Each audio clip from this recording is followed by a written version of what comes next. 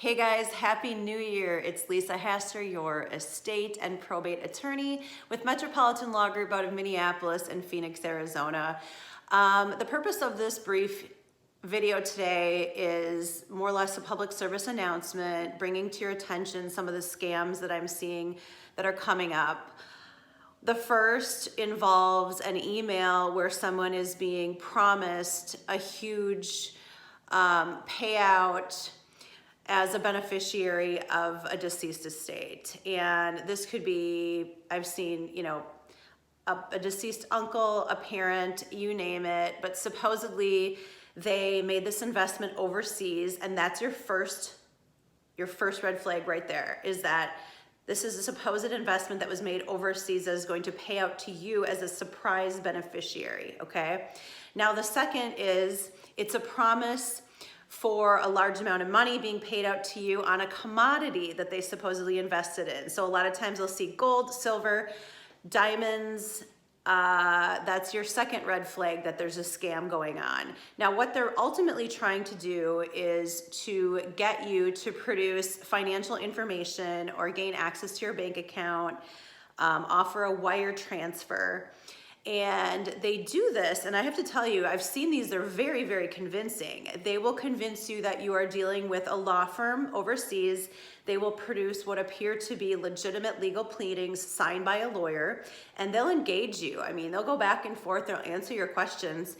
And what they're ultimately going to do is try to get you to take action to provide them with some information that accesses your bank account. And sometimes they'll go as far as to say, hey, you have to pay the legal fee of $800 in order to receive your inheritance of $100,000. And I'm seeing people actually do this.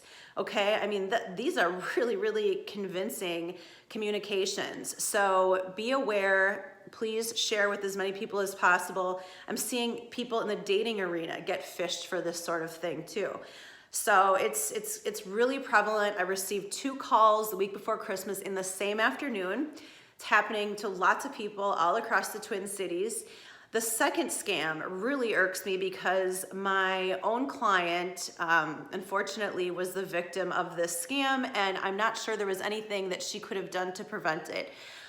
So her husband passed away, and within a matter of weeks, these con artists were able to obtain her deceased husband's social security number and acquire bank accounts and credit cards in her husband's name. And they went so far as to file with the USPS a change of address for her address. And this is what alerted her to the scam, is she stopped receiving her mail. So she sought out the post office and said, what is going on here? I haven't received mail in weeks. And they said, well, it's because you've changed, you sent in a change of address form. And she said, I did no such thing. And what they were trying to do is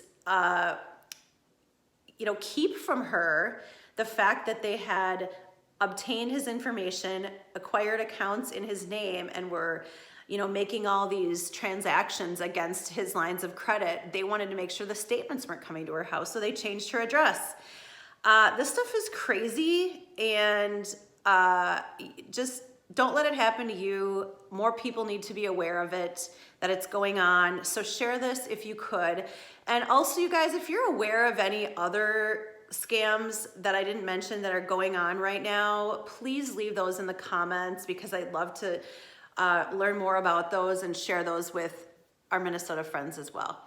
So have a prosperous 2020, guys. Thanks for your time and take care. Bye-bye.